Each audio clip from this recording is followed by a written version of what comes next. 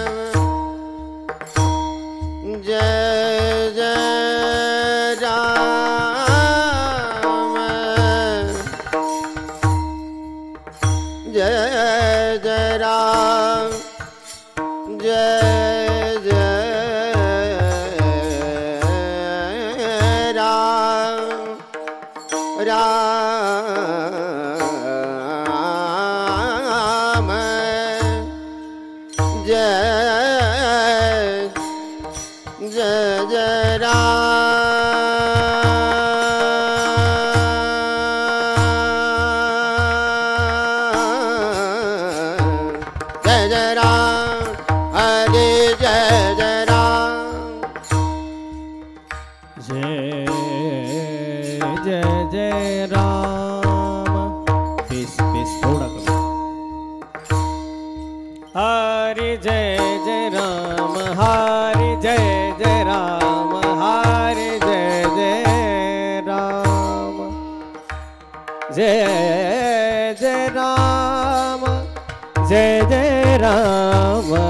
कृष्ण हरे हरे जय जय राम कृष्ण हरे हरे जय जय राम कृष्ण हरे हरे जय जय राम हरे जय जय राम हरे जय जय राम राम कृष्ण हरे जय जय राम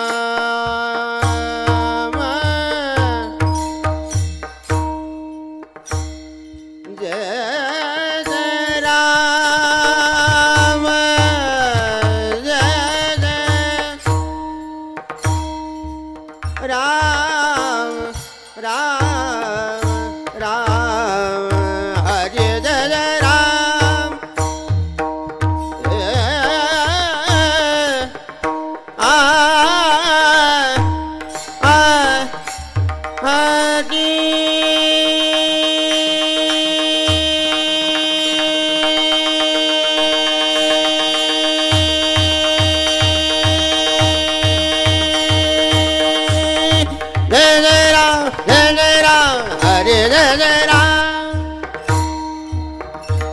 हरे जय जय राम कृष्ण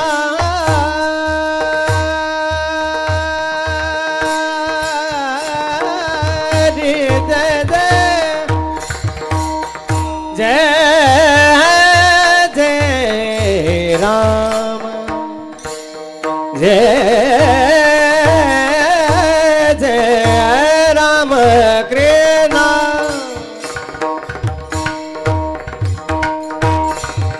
हरि जय जय राम कृष्ण हरि हरि जय जय राम कृष्ण हरि जय जय राम हरि जय जय राम कृष्ण हरि हरि जय जय राम कृष्ण हरि जय जय राम हरि जय जय राम कृष्ण हरि हरि जय जय राम कृष्ण हरि जय जय राम जय जय राम राम कृष्ण राम राम कृष्ण हरे हरे जय जय राम राम कृष्ण हरे हरे जय जय राम कृष्ण हरे हरि जय जय राम कृष्ण हरे जय राम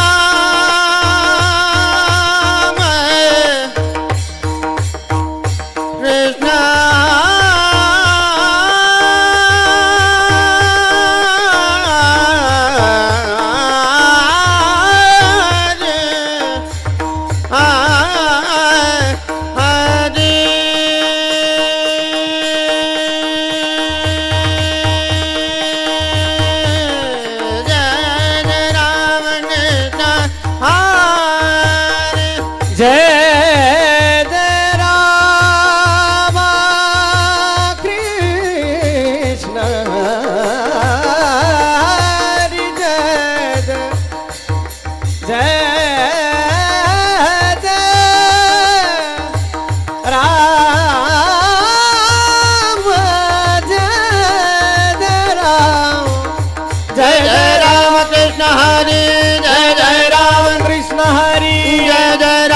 कृष्ण हरे जय जय राम कृष्ण जय जय राम कृष्ण जय जय राम कृष्ण जय जय राम कृष्ण जय जय राम कृष्ण जय जय राम कृष्ण हरि जय जय राम कृष्ण हरि जय जय राम जय जय जय जय राम कृष्ण हरि जय जय राम कृष्ण हरि जय जय राम कृष्ण हरि जय जय राम कृष्ण हरि जय जय राम कृष्ण हरे जय जय राम कृष्ण ताल ताल जय जय राम कृष्ण जय जय राम कृष्ण हरि जय जय राम कृष्ण जय जय राम कृष्ण जय जय राम कृष्ण जय जय राम कृष्ण जय जय राम कृष्ण जय जय राम कृष्ण हरि जय जय राम कृष्ण हरि जय जय राम जय जय जय जय जय जय राम कृष्ण हरि जय जय राम कृष्ण हरि जय जय राम कृष्ण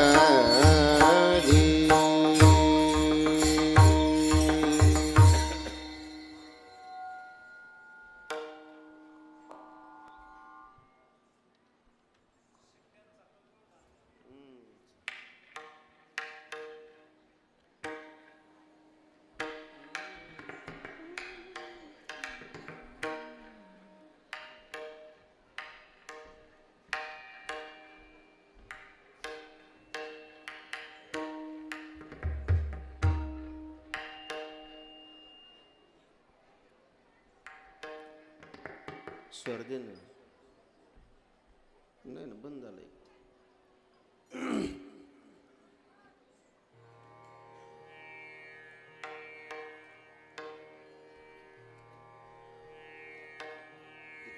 तिकडं नको हां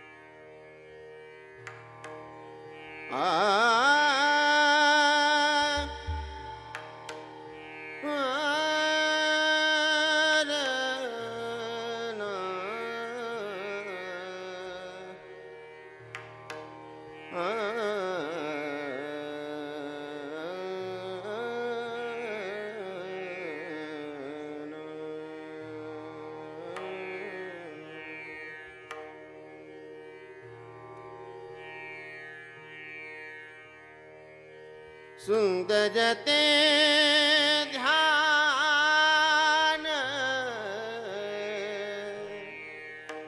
ध्यान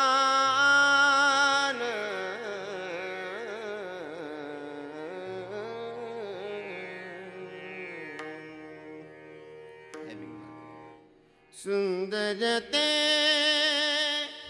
ध्यान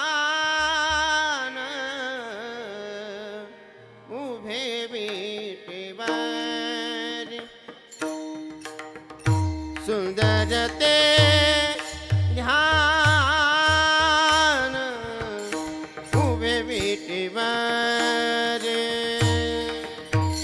सुंदर ते ध्यान उभे विटेवर सुंदर ते ध्यान उभे विटेवर गजकटावरी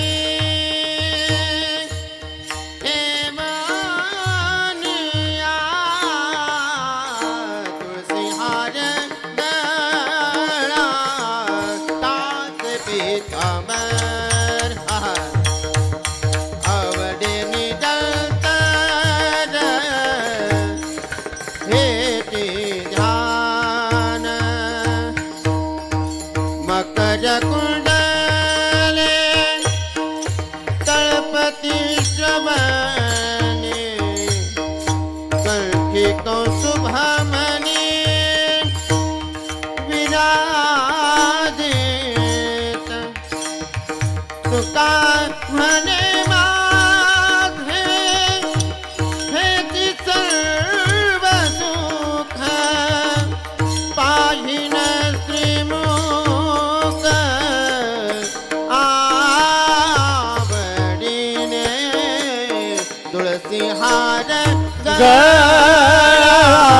कसे पीतांबर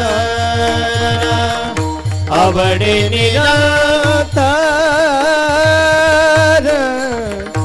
हेचे ध्यान हेचे ध्यान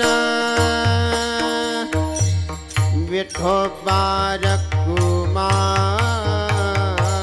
हो पार खुमाई विठोबा रखुमाई विठोबा रखुमाई विठोबा रखुमाई विठोबा रखुमाई विठोबा रखुमाई विठोबा रखुमाई विठोबा रखुमाई जय जय विठोबा रखुमाई रखुमाई विठोबा रखुमाई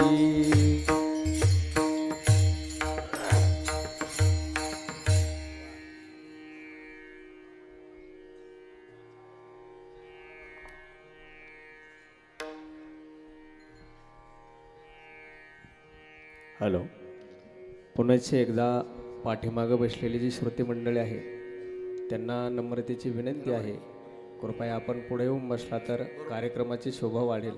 मागं बसलेली मंडळी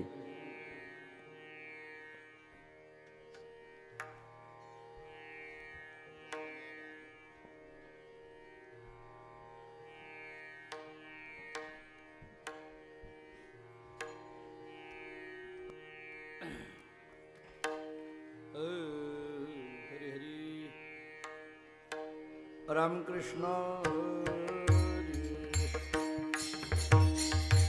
जय जय राम कृष्ण हरी हरि जय जय राम कृष्ण हरी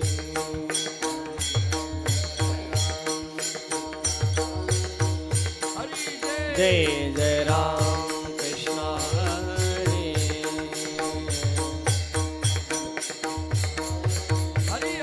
जय जय राम कृष्ण हरी जय जय राम कृष्ण हरे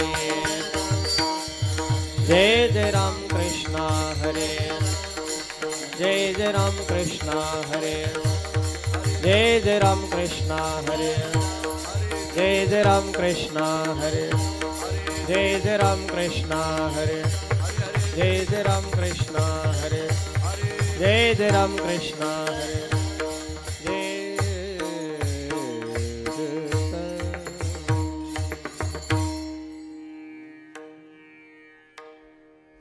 रूप पाहता लोचनी सुख झाले हो साजणी तोहा विठ्ठल बरबा तोहा माधव बरबा तोहा माधव बरबा तोहा माधव बरबा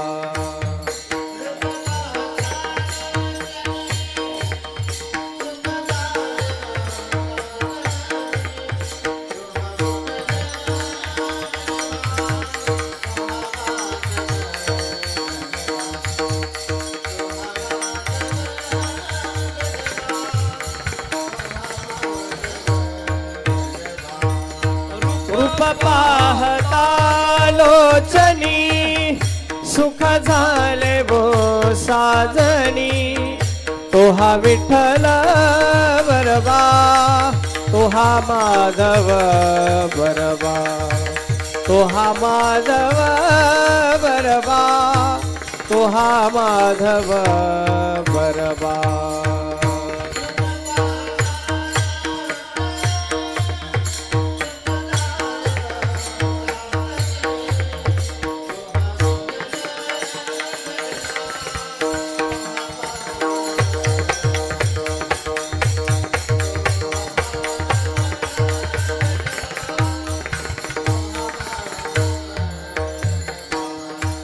बहुत सुकृताची जोडी म्हणून विठ्ठली आवडी तोहा विठ्ठल बरबा तोहा माधव बरबा तो हा माधव बरवा, तो हा माधव बरवा.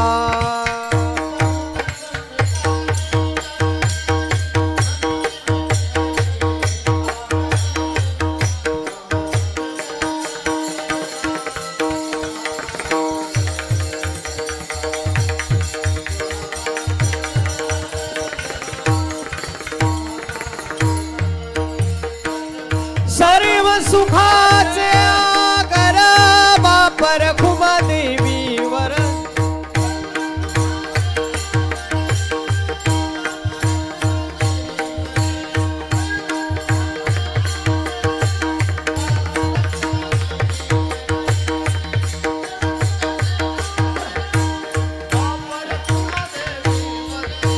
सर्व सुखाचे आगर बापर खुमा देवीवर.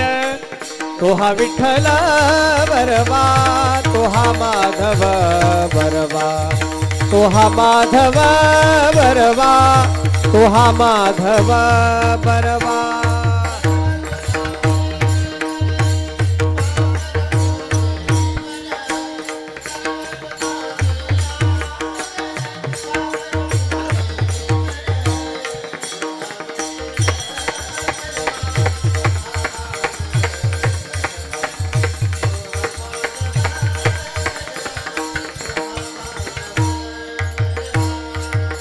जय जय राम कृष्ण हरे, जय जय राम कृष्ण हरि, जय जय राम कृष्ण, जय जय राम कृष्ण हरि, जय जय राम कृष्ण, जय जय राम हरि जय जय जय राम कृष्ण, जय जय राम जय जय राम कृष्ण, जय जय राम हरि हरि हरि जय जय राम कृष्ण हरे, जय जय राम हरि जय जय राम कृष्ण, जय जय राम कृष्ण जय जय राम कृष्ण, जय जय राम हरि जय जय जय राम कृष्ण. जय जय राम कृष्ण हरि.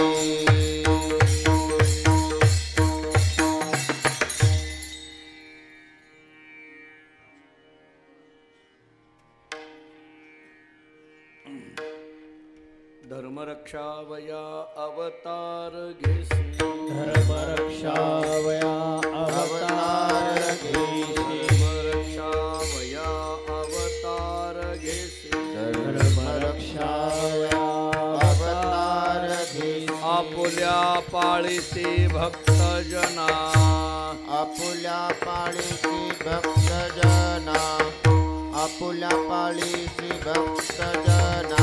धर्म रक्षा वया अवतार घेसे, धर्म रक्षा वया अवतार घेसी, धर्म रक्षा वया अवतार घेसे. धर्म रक्षा वया अवतार घेसी, आपुल्या पाळीसी भक्तजना, आपुल्या पाळीसी भक्तजना, आपुल्या पाळीसी भक्तजना.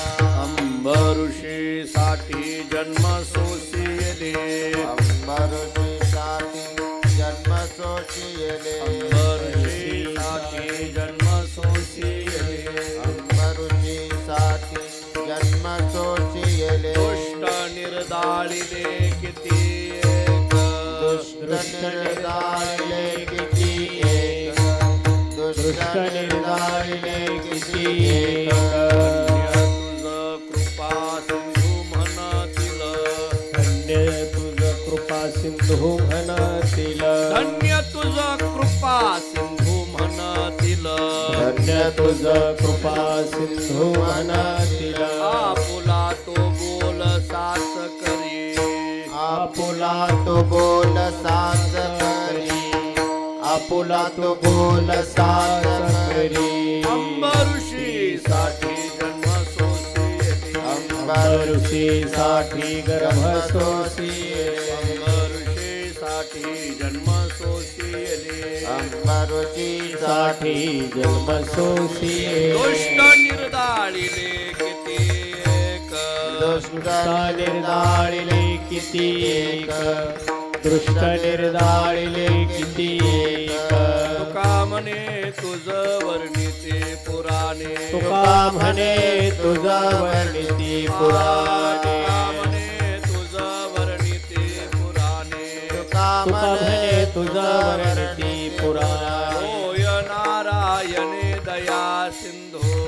होय नारायणे दया सिंधू होय नारायणे दया सिंधू तुका म्हणे तुझा वर्णिते पुराणे तुका म्हणे तुझा वर्णिते तुका म्हणे तुझा वर्णिते पुराणे तुका म्हणे तुझा वर्णिती पुराणे होय नारायणे दया सिंधू होय होय नारायणे दया सिंधू होय नारायणे दया सिंधू अंबरुषे साठी जन्म सोसिले अंबरुषे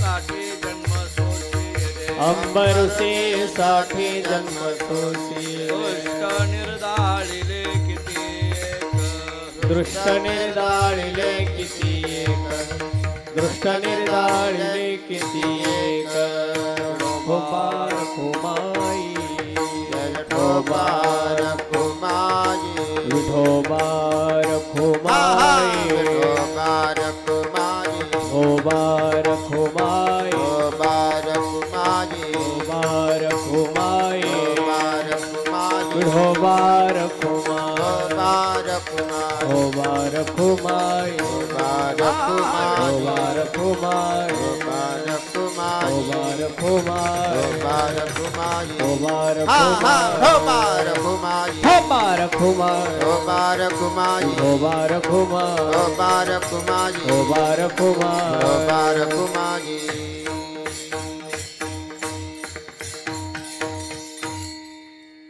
आजची चाल गातील संगीतरत्न किशोर महाराज शेळके आणि संगीतरत्न प्रकाश महाराज कातकाडे. त्यांना मृदुंग साथ करतील मृदुंगरत्न विकास महाराज बेलूकर.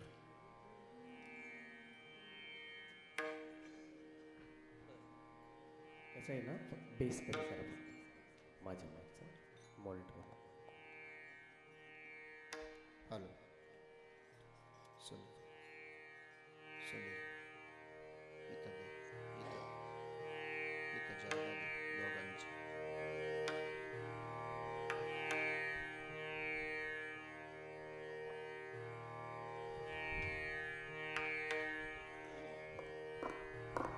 हॅलो हॅलो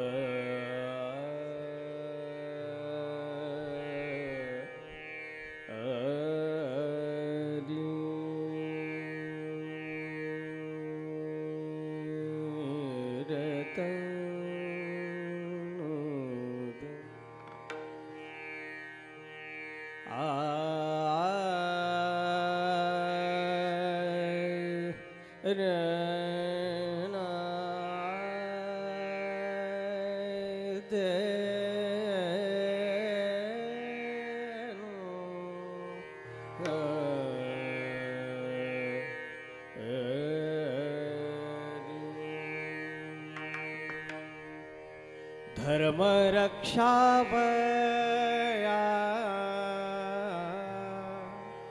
अवतार घेसी धर्म रक्षावया अवतार घेसी धर्म रक्षा अवतार घेसी धर्म रक्षा अवतार घेसी धर्म रक्षावया अवतार घेसी धर्म रक्षावया अवतार घेसी धर्म रक्षा अवतार घेसी धर्म रक्षामया अवतार घेसे आपुला पाळीसी भक्त जना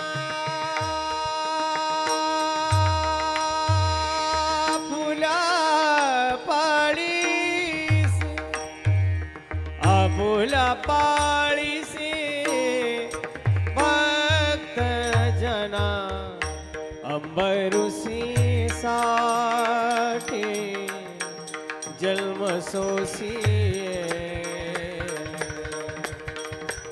अंबरुसी साठी जन्म सोसिये आपुल्या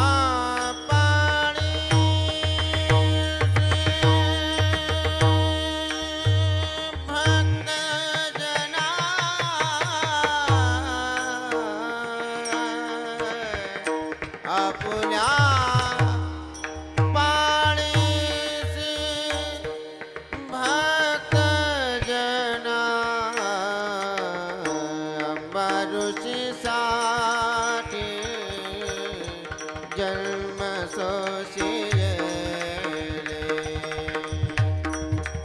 अम्बरुष साठी जन्म सोसिये दृष्ट निदानीले किती एका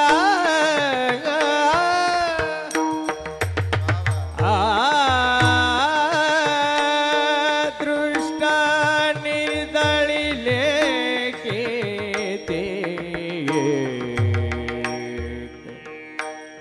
दृष्ट निदळिले किती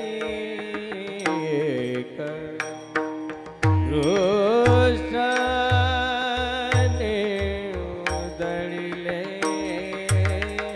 किती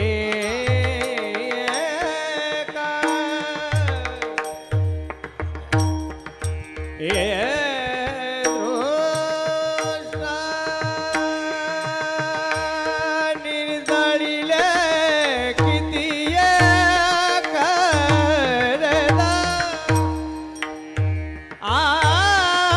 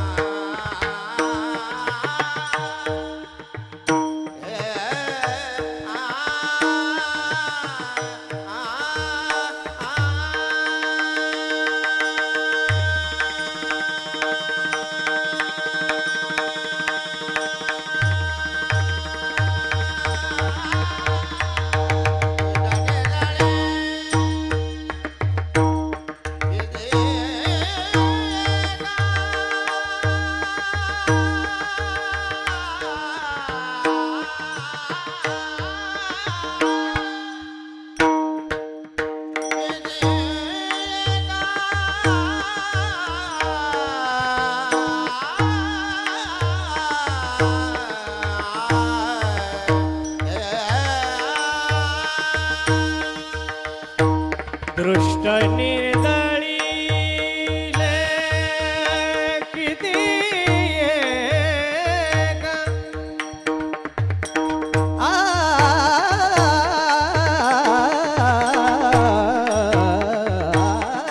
दृष्ट निर्दळी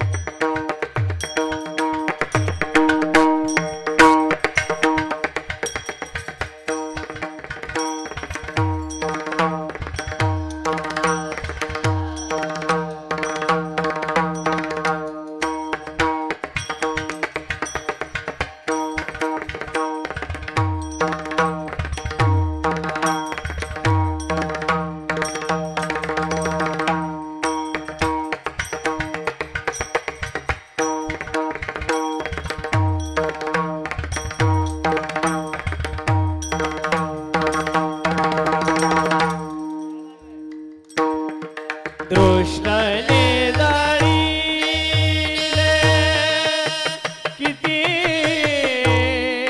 एक अंबरुसी साठे जन्म सोसिये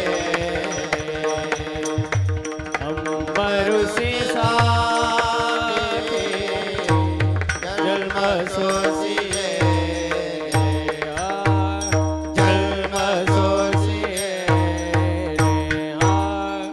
जन्म सोसिये विठ्ठल विठ्ठल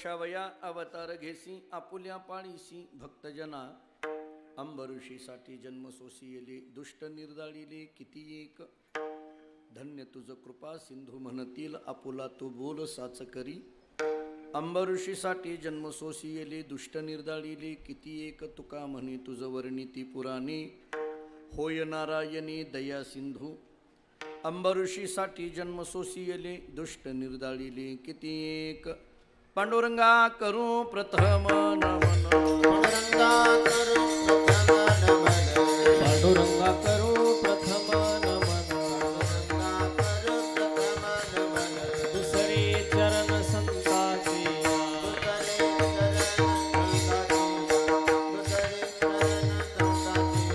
कांच्या कृपादाने कथेचा विस्तार कांच्या कृपादाने कथेचा बाबाजी सद्गुरु दास तुका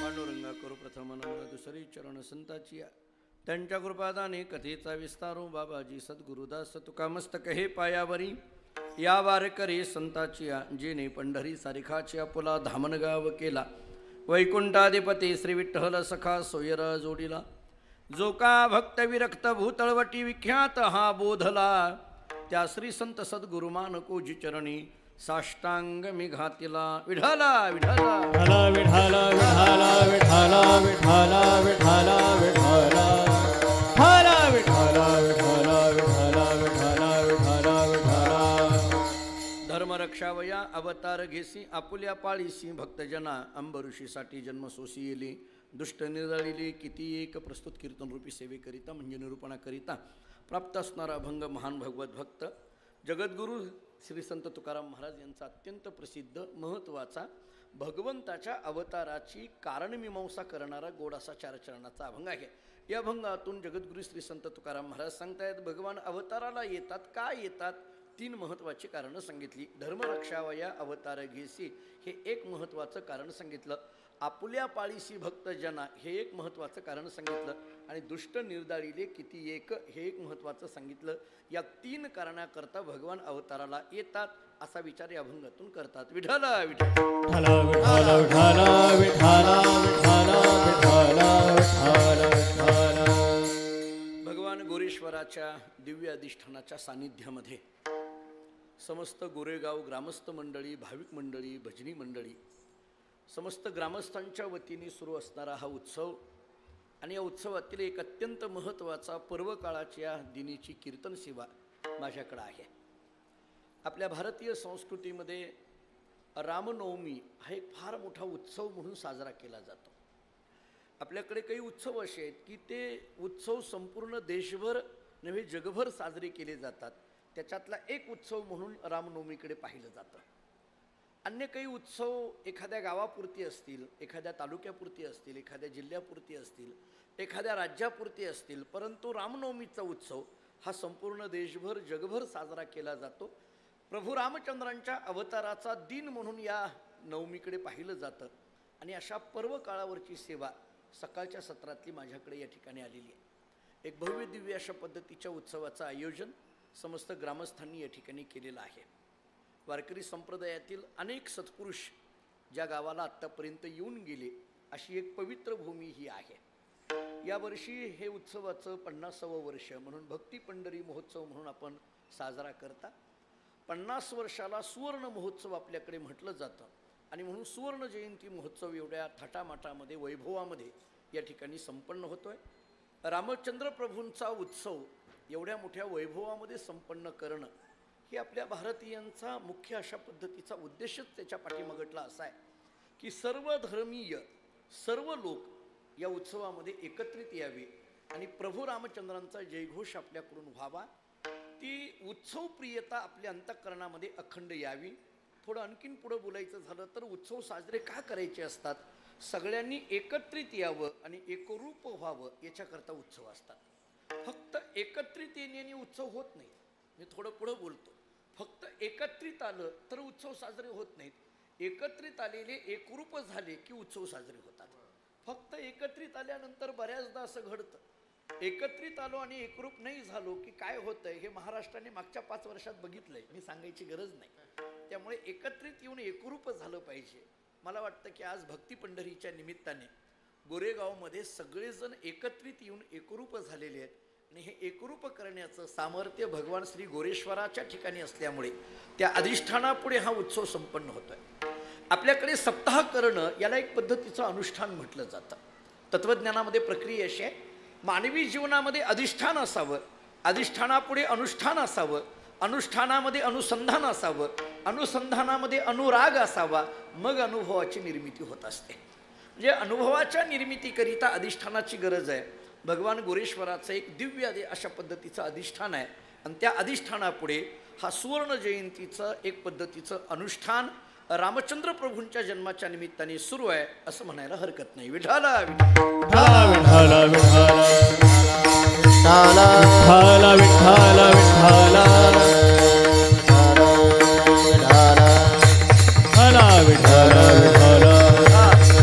विठाला विठाला साधारण या अभंगाची मला भूमिका अशी मांडायची आहे. बहुतांशी हा अभंग सगळ्यांच्या पाठातला ऐकण्यातला आहे. धर्मरक्षावया अवतार घेसी आपुल्या पाळीसी भक्तजना अंबऋषीसाठी जन्म सोसियेले दुष्ट निर्दाळीले किती एक. यातला अवतार हा शब्द खूप महत्त्वाचा आहे. रामचंद्र प्रभूंचा अवतार आहे, अवतार आहे, अवतार आहे. हे अवतार अवतार म्हणजे तरी नेमकं काय? बरं, आपल्याकडे मराठी भाषा अशी गमतीची आहे, आपण एकच शब्द विविध अर्थाने वापरतो. हा अवतार शब्द खरं तर देवाच्या बाबतीत आहे, संतांच्या बाबतीत आहे. संतांचा अवतार आहे, ज्ञानोबाराय तुकोबारायांचा अवतार आहे, रामकृष्णाधिकांचा अवतार आहे. म्हणजे अवतार हा शब्द परमार्थाच्या दृष्टीने खूप महत्त्वाचा मानला जातो. पण मला कधी कधी कळत नाही म्हणजे काय भाषा असते, मला माहीत नाही आपल्या भागामध्ये काय भाषा आहे. पण आमच्याकडे जर एखादा, आमच्याकडे गावाकडे जर एखादा उगी कसं तरी अस्ताव्यस्त बसलेला असेल, विस्कटलेलं सगळं असेल, तर त्याची आई त्या मुलाला म्हणते काय केलंय? अवतार असं म्हणते. अवतार हा शब्द इतका परमार्थाच्या दृष्टीने महत्त्वाचा असताना सुद्धा आपण जर अवतार शब्द प्रपंचात त्या सामान्य गोष्टीला जर वापरत असेल तर त्या अवतार शब्दाचं कुठंतरी आपल्याकडून अवमूल्यन होतंय असं म्हणायला हरकत नाही. त्यामुळे अवतार हा शब्द असा कुठेही वापरून जमत नाही. मला थोडंसं असं वाटतं मराठी भाषेतले काही जे शब्द आहेत ते शब्द तिथंच योग्य आहेत, अन्य ठिकाणी कुठेही योग्य नाही आहेत. मी आपल्याला धावतं पुढचा एक शब्द सांगतो.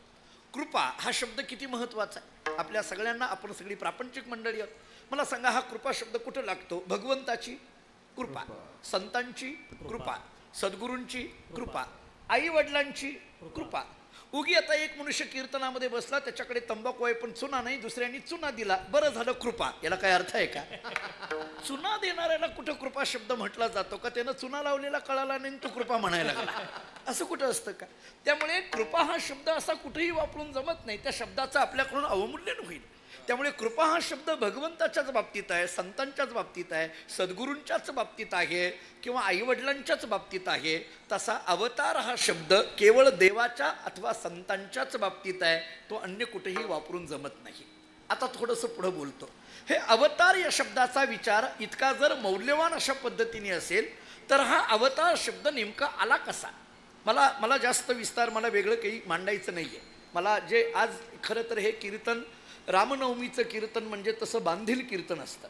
म्हणजे एका विषयाला धरूनच बोलावं लागतं, त्याच्यात इकडं तिकडं जाता येत नाही. खरं तर कीर्तनात कुठल्याच कीर्तनात इकडं तिकडं जाऊ नये, पण रामनवमीच्या तरी कीर्तनात कमीत कमी आपण अगदी वेळेमध्ये व्यवस्थित पद्धतीने त्या विषयाची मांडणी केली पाहिजे. मला या अभंगातून धर्मरक्षावया अवतार घेसी रामचंद्र प्रभूंचा आपल्याला जन्मोत्सव या ठिकाणी अवतार उत्सव साजरा करायचा आहे. हे अवतार म्हणजे नेमकं काय? अवतार शब्दाचं अवमूल्यन आपल्याकडून होऊ नये असा मी एक विचार आपल्याला पहिल्यांदा सांगून गेलो. आता अवतार शब्दाच्या काही भूमिका तत्वज्ञानाच्या दृष्टीने प्रकट होतात का त्याचा विचार करतो. अवतार शब्दाचा एक सरळ अर्थ असा सांगितला आहे, अवतरती असा सांगितला आहे. अवतरती या शब्दाचा अर्थ आहे खाली येणं. अवतरती या शब्दाचा अर्थ आहे खाली येणं. थोडक्यात अवतार शब्दाचा शब्दशः अर्थ असा झाला खाली येणं. याला अवतार शब्द म्हणा किंवा अवतार म्हणा. आता पुन्हा प्रश्न पडतो, हे खाली येणं असा जर अवतार शब्दाचा अर्थ असेल तर वर काय आहे हे कळालं पाहिजे. त्याच्याशिवाय खाली येणं काय आहे हे कळणार नाही. कारण खाली येणं या शब्दाकरता कुठं होते की जेणेकरून खाली आले असं तुम्ही म्हणता? खाली आणि वर हे शब्द तरी नेमका अवताराच्या संबंधाने कसे लागू पडतात? मी याच्याकरता थोडासा खुलासा करून पुढे जातो. याला अवतार शब्दाचा सरळ अर्थ जरी खाली येणं असं केलेलं असलं तरी थोडं तत्वज्ञानाच्या दृष्टीने विचार करायचा झाला तर निर्गुण असलेलं तत्व सगुणाला येणं याचं नाव अवतार. विठाला विठाला विठाला विठाला विठाला विठाला विठाला विठाला विठाला विठाला. पहा पटतंय का? पहा, निर्गुण असलेला परमात्मा सगुणामध्ये येणं याला म्हणायचं अवतार. आता पुन्हा प्रश्न पडतात, हे निर्गुण म्हणजे तरी काय आणि सगुण म्हणजे तरी काय? ऐका, मी आपल्याला त्याची छोटी छोटी उदाहरणं देऊन पटवून हे पुढे जातो. निर्गुण हा शब्द आणि सगुण हा शब्द असे दोन जरी शब्द आपल्या समोर असले तरी निर्गुण तरी म्हणायचं कशाला आणि सगुण तरी म्हणायचं कशाला? सर शब्दशः अर्थ जर कळायला गेलो तर जिथं गुण नाही तो निर्गुण आणि जिथं गुण आहे तो सगुण, हे झालं सरळ शब्दशः अर्थ. पण एवढ्या शब्दशः अर्थावर हे जुळणारं नाहीये. मी थोडंसं याचा खुलासा पुढं करतो, बारीक आहे का? निर्गुण म्हणजे काय? जे निराकार आहे त्याला निर्गुण म्हणा आणि सगुण म्हणजे काय? जे साकार आहे त्याला सगुण म्हणा. कळलं का? बघा, निर्गुण या शब्दाचा अर्थ निराकार आणि सगुण या शब्दाचा अर्थ साकार. आणखीन सांगतो, पुढं थोडंसं आणखीन पुढं बोलतो. निर्गुण या शब्दाचा अर्थ निरवयव आणि सगुण या शब्दाचा अर्थ सावयव. आता कळलं का? पहा, ज्याला अवयव नाहीत ते निर्गुण आणि ज्याला अवयव आहेत ते सगुण. ज्याला आकार नाही ते निर्गुण, ज्याला आकार आहे ते सगुण. 2-3 पद्धतीने पटवून दिलं. एवढ्यावरही नाही लक्षात आलं तर आणखीन एक पुढं सांगतो. जे इंद्रिय अगोचर आहे ते निर्गुण. रंग नहीं रूप नहीं नहीं वर्ण छाया,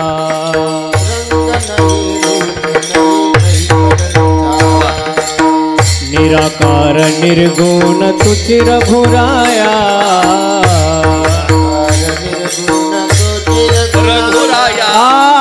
निराकार निर्गुण तुझ रघुराया.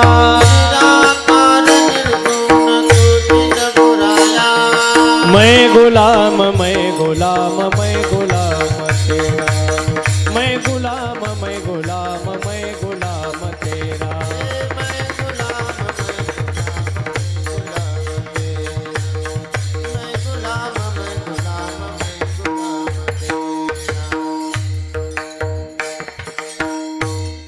निराकार निर्गुण तूच रघुराया. रंग नाही, रूप नाही, नाही गुण छाया. निराकार असलेलं निर्गुण असलेलं तेच एक तत्व. मला निर्गुण आणि सगुण आपल्याला सांगायचं आहे. आता आणखीन एकदा ऐका. निर्गुण या शब्दाचा अर्थ निराकार, सगुण या शब्दाचा अर्थ साकार, निर्गुण या शब्दाचा अर्थ निरवयव, सगुण या शब्दाचा अर्थ सावयव. मी थोडं पुढं असं बोलत होतो, जे इंद्रिय अगोचर आहे त्याला निर्गुण म्हणा आणि जे इंद्रिय गोचर आहे त्याला सगुण म्हणा. कळण्याकरता सोप्या शब्दात सांगू, ज्याला डोळ्यांनी पाहता येतं त्याला सगुण म्हणा आणि ज्याला डोळ्यांनी पाहताच येत नाही त्याला निर्गुण म्हणा. कळालं का? पहा, ज्याला हाताने स्पर्श करता येतो त्याला सगुण म्हणा, ज्याला हाताने स्पर्शच करता येत नाही त्याला निर्गुण म्हणा. ज्याच्या चरणावर नतमस्तक होता येतं त्याला सगुण म्हणा, ज्याच्या चरणावर नतमस्तकच होता येत नाही त्याला निर्गुण म्हणा. ज्याच्याशी बोलता येतं त्याला सगुण म्हणा, ज्याच्याबद्दल बोलताच येत नाही त्याला निर्गुण म्हणा. मी किती उदाहरणं देऊ? नाही कळालं तर याहीपेक्षा सोपं सांगू. जे साधनेला कठीण आहे त्याला निर्गुण म्हणा आणि जे साधनेला सोपं आहे त्याला सगुण म्हणा. विठाला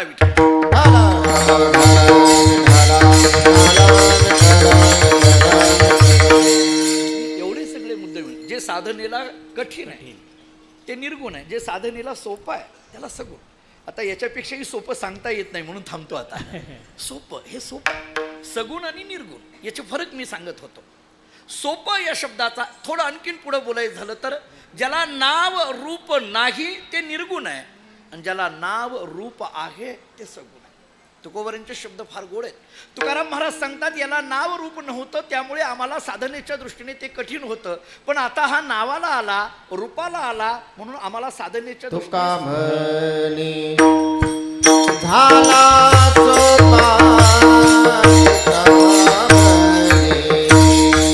झाला सोपा तुका म्हणे, झाला सोपा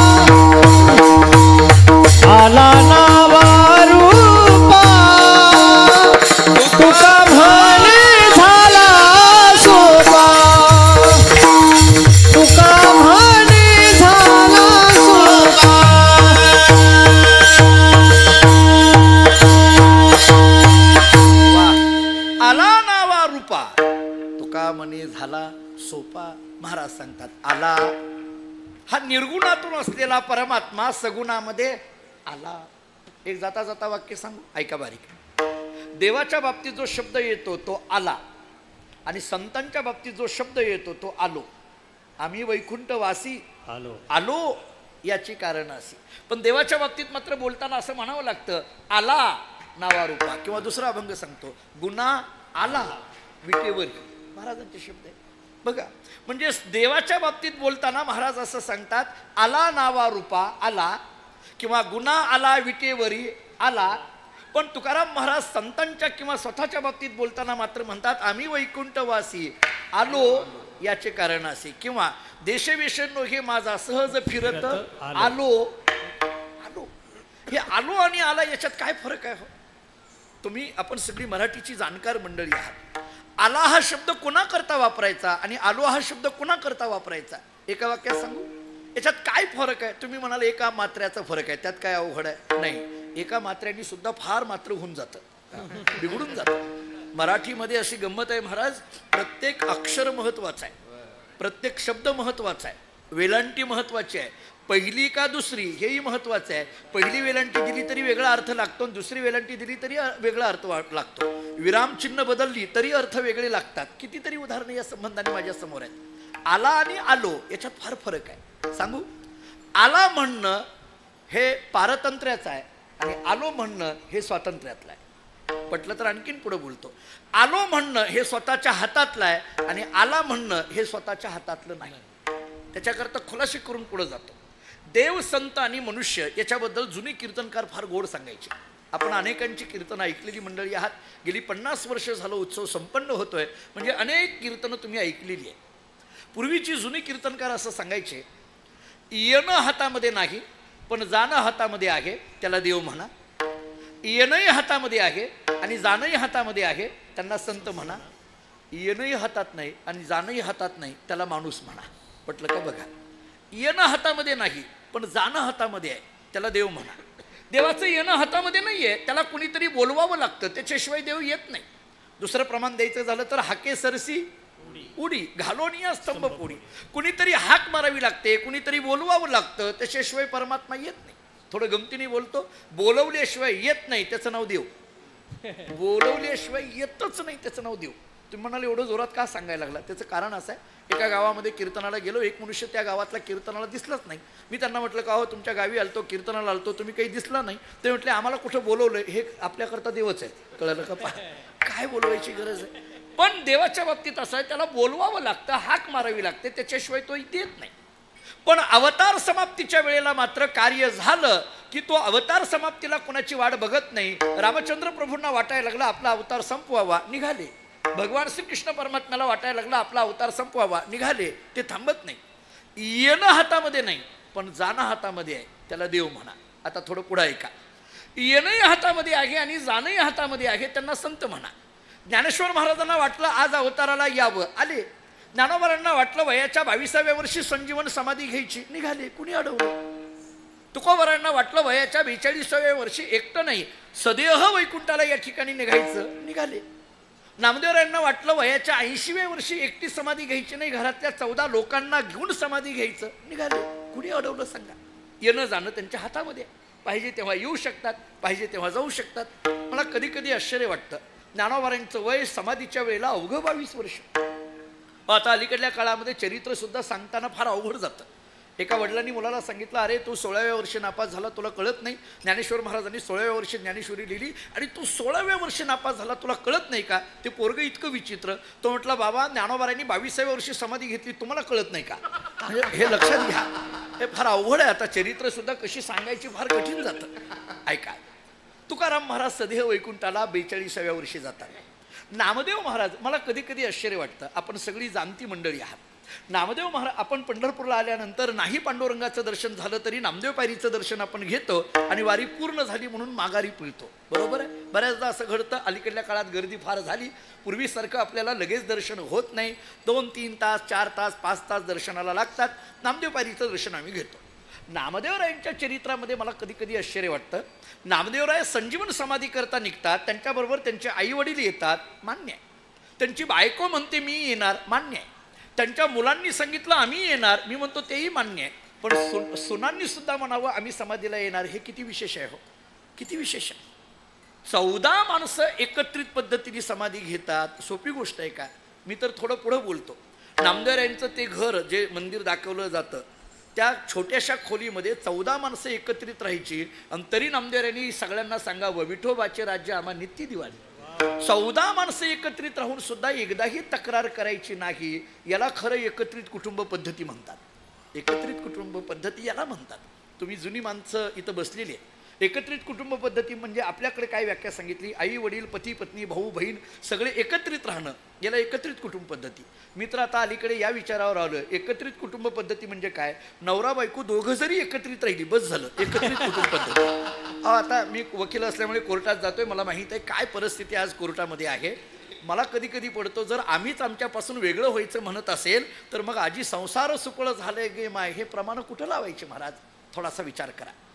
सगळ्या संतांची चरित्र मी आपल्याला एका एका वाक्यात का सांगायला लागलो, पाहिजे तेव्हा ते येऊ शकतात आणि पाहिजे तेव्हा ते जाऊ शकतात, ते संत आहेत. पण येणंही माणसाच्या हातामध्ये नाही आणि जाणंही माणसाच्या हातामध्ये नाही.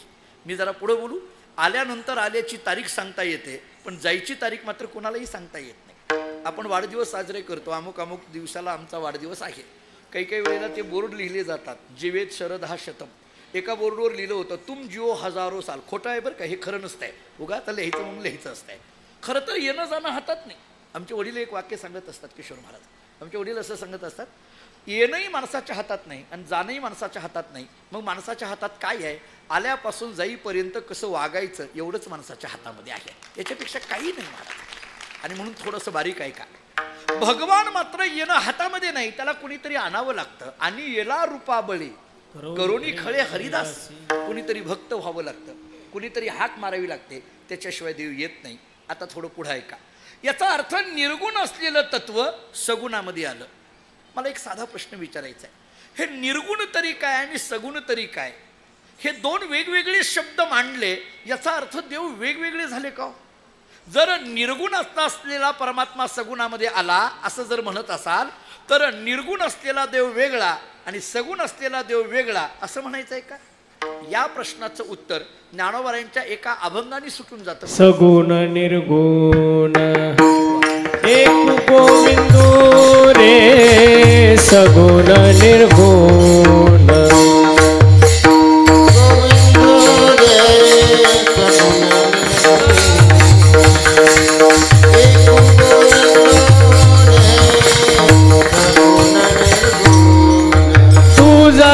सगुण म्हणो की निर्गुण रे, तुझा सगुण म्हणो की निर्गुण रे,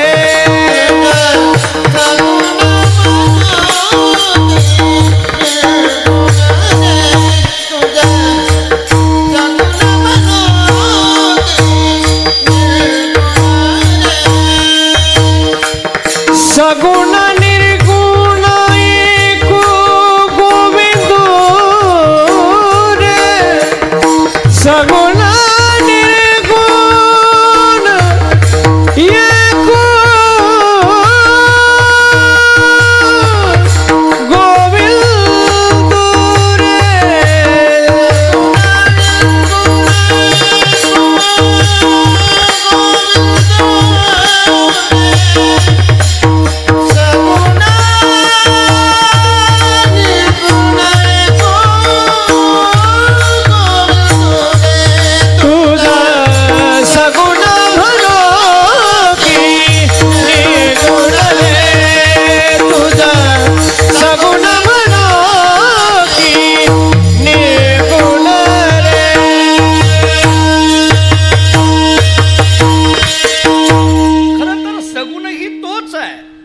निर्गुण एक गोविंदो रे. ऐका नीट, निर्गुण तरी तोच परमात्मा आहे आणि सगुण तरी तोच परमात्मा आहे. थोडं कळण्याकरता आणखीन सोपं सांगू, अवताराला आलेले रामचंद्र प्रभू ही तेच आहेत आणि व्यापक असलेलं ब्रह्म असलेलं जे म्हटलं जातं तेही तेच आहे, त्याच्यामध्ये फरक नाही. एकू गोविंदो रे, एकच असलेला परमात्मा, त्यालाच कुणी राम म्हणायला लागलं, त्यालाच कुणी कृष्ण म्हणायला लागलं, त्यालाच कुणी ब्रह्म म्हणायला लागलं. एकमेव अद्वितीयम ब्रह्म. शास्त्र आम्हाला सांगतं एकमेव अद्वितीयम ब्रह्म, एकच असलेलं ब्रह्म, त्याला कोणी ब्रह्म म्हणताय, कोणी त्यांना राम म्हणताय, त्याला कोणी कृष्ण म्हणताय. साधा विचार सांगतो, पुढे जातो. काय आहे, रामायणातलाच एक दाखला आहे, पण फार महत्त्वाचा आहे. खूप मोठा विस्तार आहे, परंतु मला जिथं बोलायचं तेवढ्या वेळेत बोलतो. काही केल्याने सीता आपल्याला हतबल काही वश होत नाही असं कळाल्यानंतर रावणाने शेवटी आपली बायको मंदोदरीला सांगितलं की तू जा आणि सीता माझ्याशी विवाह करेल अशा पद्धतीची काहीतरी मनधरणी कर. मला जिथं बोलायचं आहे तिथं घेऊन जातो. ते कामातुरानाम्न बहिमल लज्जा या सगळ्या सूत्राचा उपयोग या रावणाच्या चरित्राच्या बाबतीत केला जातो. मंदोदरीला वाईट वाटत होतं की आपला पती हा किती हतबल झालेला आहे, किती विकाराधीन झालेला आहे, याचं वाईट वाटत होतं. परंतु रावणाने असं सांगितलं होतं मंदोदरीला की तू सीतेकडे जा आणि ती माझ्याशी विवाहबद्ध होईल याच्याकरता काहीतरी कर. तुम्हाला एक सांगू, हे ऐकल्यानंतर मंदोदरीला एकीकडून दुःखही होत होतं आणि एकीकडून सुखही होत होतं.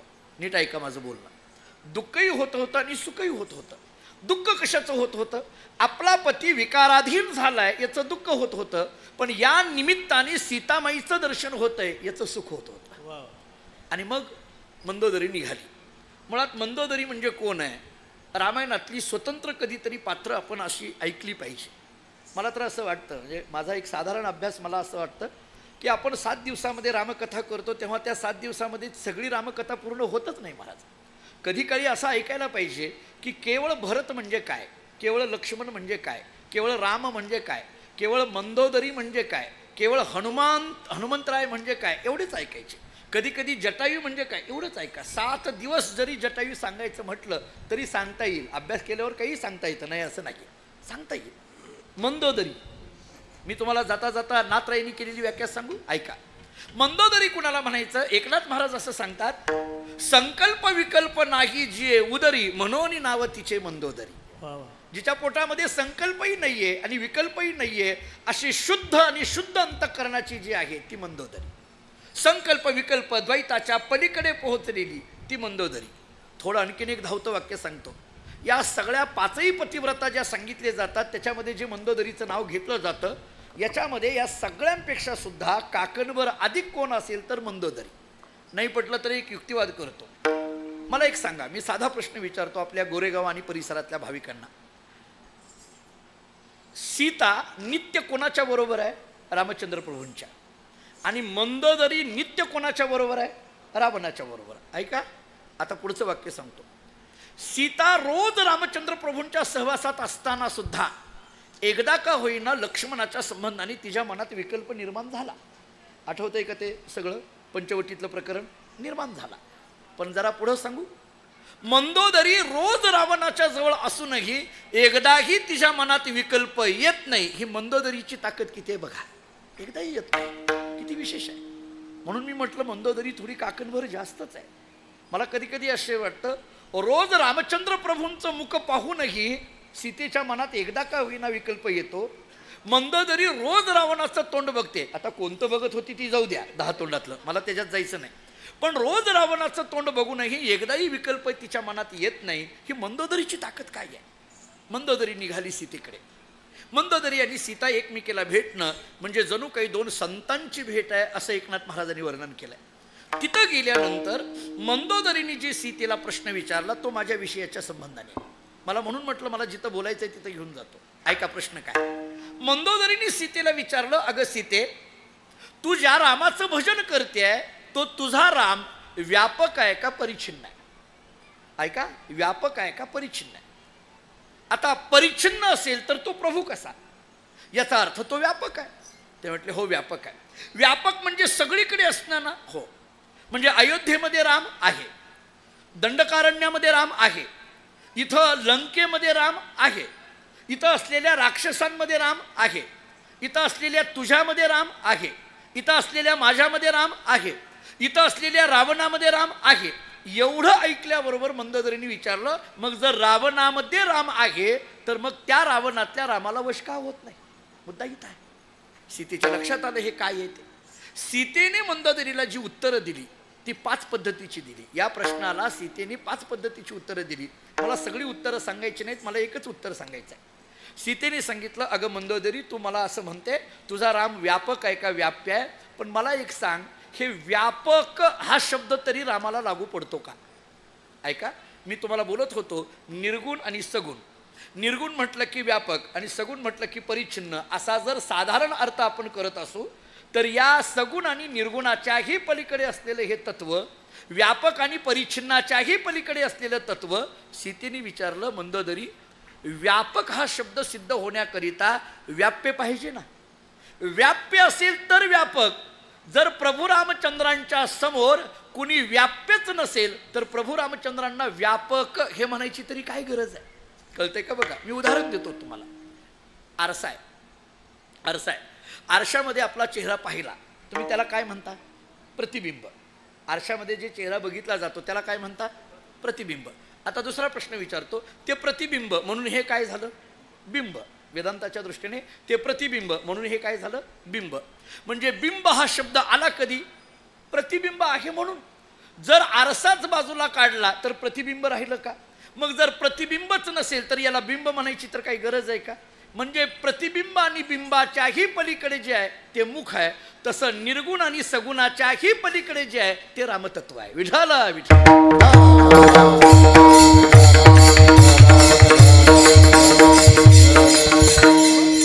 राम निर्गुण आहेत का राम सगुण आहेत?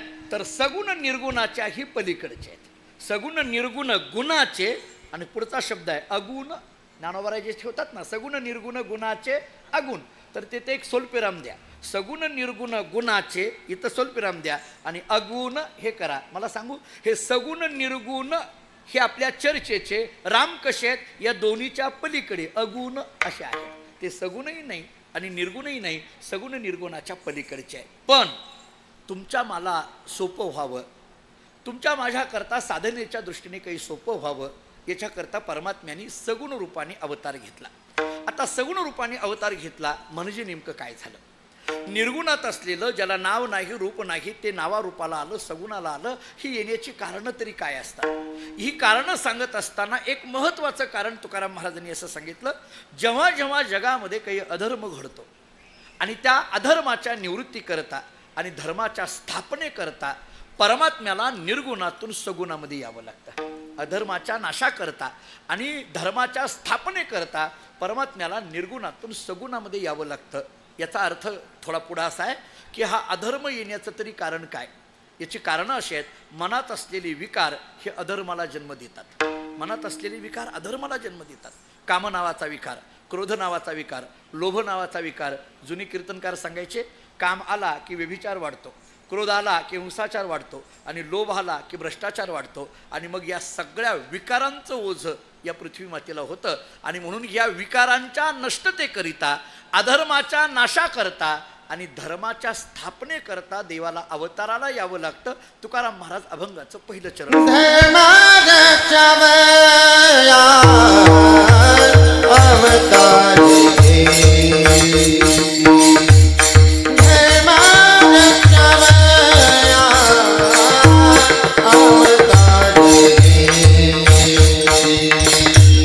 धर्म रक्षावया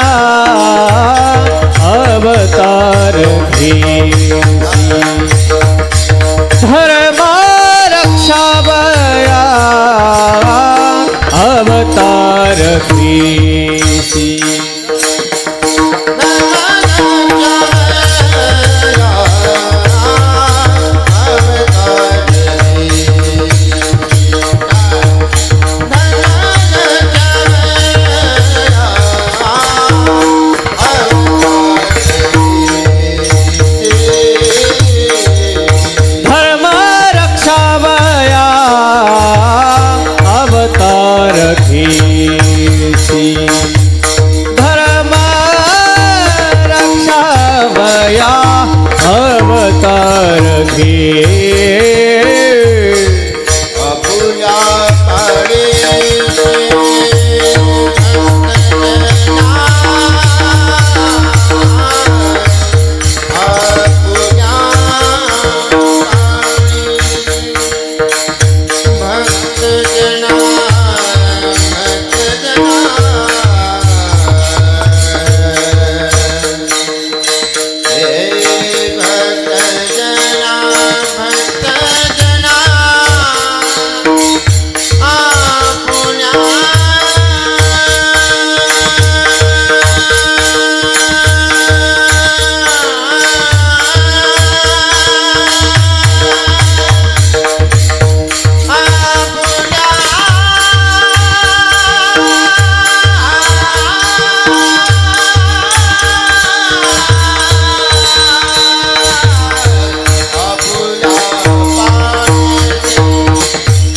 आपुल्या पाळीसी भक्त जना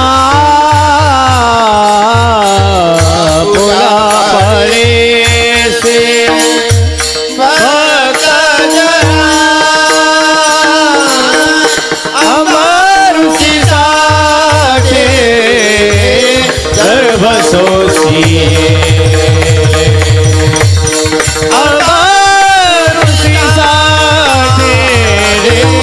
गर्भसोसी गर्भसोसी गर्भसोसी माई भोबार भोमाई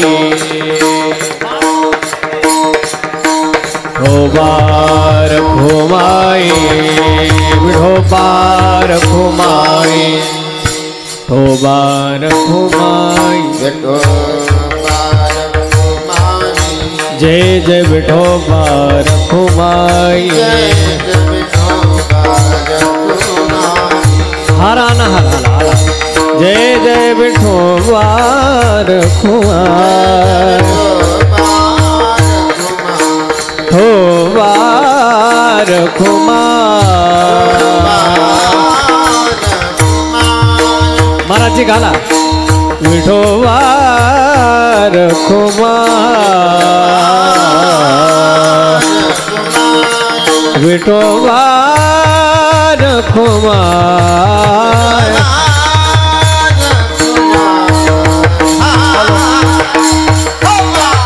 हॅलो हॅलो या ठिकाणी महाराजांना हार घालण्यासाठी गोरेगाव ग्रामस्थांच्या आणि हरिपाठ मंडळाच्या वतीनं आपल्या सर्वांचे ज्येष्ठ मार्गदर्शक बापूसाहेब काका नांगरे यांच्या हस्ते महाराजांना हार घालण्यात येईल.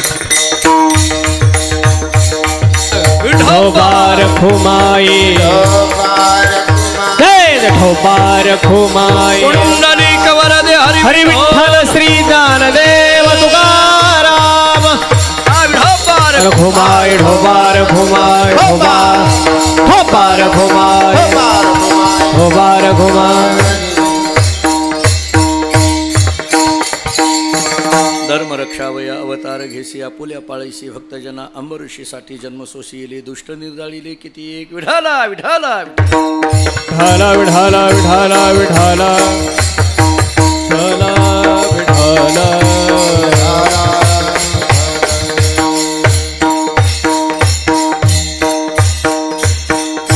या भंगाचा विचार करताना जगद्गुरु श्री संत तुकाराम महाराज भगवंताचा अवतार ज्या कारणाकरता आहे त्या कारणाचा उल्लेख कसा करतात. धर्म रक्षावया अवतार घेसी आपुल्या पाळीशी भक्तजना हे कोणत्या धर्माचं रक्षण करण्याकरता आणि काय म्हणून भगवंताने अवतार घेतला याच्याकरता प्रभू रामचंद्रांचा इतिहास जरा डोळ्यासमोर ठेवा. प्रभू रामचंद्रांचा इतिहास असा आहे, खरं तर सगळेच अवतार महत्त्वाचे आहेत. दशावताराचा विचार केला तर सगळेच अवतार महत्त्वाचे आहेत, परंतु त्यातल्या त्यात राम आणि कृष्ण अवतार हे दोन अवताराच्या बाबतीत मात्र परिपूर्ण अशा पद्धतीचे अवतार म्हणून या अवतारांकडे पाहिलं जातं. काय अवताराचे या वैशिष्ट्य आहे, प्रभू रामचंद्रांच्या अवताराची नेमकी स्थिती तरी काय आहे. अयोध्या इथून सगळे हे सुरुवात होतं. खरं तर मला कधी कधी आश्चर्य वाटतं, रामचंद्र प्रभू अवताराला येतात याचा थोडासा इतिहास पाठीमागं जर आपण डोळ्यासमोर ठेवला, अयोध्येचा इतिहास फार महत्त्वाचा आहे. अयोध्येचा इतिहास फार महत्त्वाचा. राजा दशरथाचं चिंतन खूप महत्त्वाचं आहे. खरं तर राजा दशरथ आणि कौसल्या माता या दोघांच्या पोटी प्रभू रामचंद्रांचा अवतार होतो. मुळात राजा दशरथ या शब्दाचा तरी अर्थ काय आहे आणि कौसल्या या शब्दाचा तरी अर्थ काय आहे. एक अर्थ आपल्याकडे असा सांगितला जातो, ज्याचा रथ दाही दिशेला फिरू शकतोय त्याचं नाव दशरथ, हा झाला एक अर्थ. परंतु दुसरा अर्थ जर बघायचा झाला तर दाही इंद्रियांचं ज्यांनी संयमन केलं आहे त्यांचं नाव दशरथ, हा दुसरा अर्थ आहे. आता थोडं ऐका, पुढचा मुद्दा आहे कौसल्या. हे कौसल्या शब्द सामान्य नाही आहे. कौसल्या म्हणायचं कशाला, कौसल्या हा शब्द आणि कौसल्या ही वृत्ती. मी थोडं पुढं बोलू. कौसल्या हा केवळ शब्द नाही तर कौसल्या ही एक वृत्ती आहे. मी दोन अर्थ सांगतो या संबंधाने. कुशलाहा बुद्धी यशसः कौशल्य हा कौसल्या शब्दाचा एक अर्थ झाला, परंतु एकनाथ महाराजांनी कौसल्या शब्दाचा सांगितलेला अर्थ आपल्या समोर ठेवतो. बारीक ऐका. एकनाथ महाराज रामायणामध्ये असं सांगतात, कौसल्याती सद्विद्या सुमित्राती शुद्ध मेधा कैकयीती अविद्या कुविद्या मंथरा ती पासी. मला वाटतं की या चार नावं एकाच ओवीमध्ये मांडलेली आहेत. पुन्हा एकदा बारीक ऐका. कौसल्याती सद्विद्या 1, सुमित्राती शुद्ध मेधा 2, कैकयीती अविद्या 3 आणि कुविद्या मंथराती पासी 4. आपल्याला सोप्या शब्दात बोलू. कौसल्या म्हणजे सद्विद्या, सुमित्रा म्हणजे शुद्ध मेधा, कैकयी म्हणजे अविद्या आणि मंथरा म्हणजे कुविद्या. आता पुढची ओवी ऐका रामायणातली. कुविद्या क्षोभवोनी अविद्येसी श्रीरामचंद्र पाठविला वनवासी. कुविद्येने अविद्येमध्ये क्षोभ झाला की मग रामाला वनवासाला जावं लागतं. याचा अर्थ कौसल्या मात्र नेमकी कोण आहे? सद्विद्या. सद या शब्दाचा अर्थ ब्रह्म. जी ब्रह्मविद्या आहे तिचं नाव कौसल्य आहे. कौसल्या मला का सांगायचं आहे? राम ज्या कौसल्याच्या पोटी जन्माला येणार आहेत ती कौसल्या कोण आहे हे कळालं पाहिजे ना. उगीच राम कुठेही अवताराला येणार नाही आहेत. त्याच्याकरता त्या पद्धतीचं उदरही तितकंच शुद्ध पाहिजे, त्याच्याशिवाय ते होत नाही. आपल्याकडे जसं शुद्ध बीजा पोटी फळे रसाळ गोमटी असं म्हटलं जातं. जरा आणखीन एक कौसल्याचा अर्थ सांगतो, बारीक ऐका. रामचंद्र प्रभू जेव्हा वनवासाला निघाले, जात असताना ते कौसल्याच्या पाया पडतात आणि सांगतात, आई मी निघालो. ते म्हटले, उद्या तुझा राज्याभिषेक आहे, कुठं निघाला? याचा अर्थ कैकईच्या महालामध्ये काय घडलंय हे कौसल्याला माहीत नाही. नीट ऐका सगळे. कैकईच्या महालामध्ये काय घडलंय किंवा काय चर्चा झाली हे कौसल्याला माहीत नाही.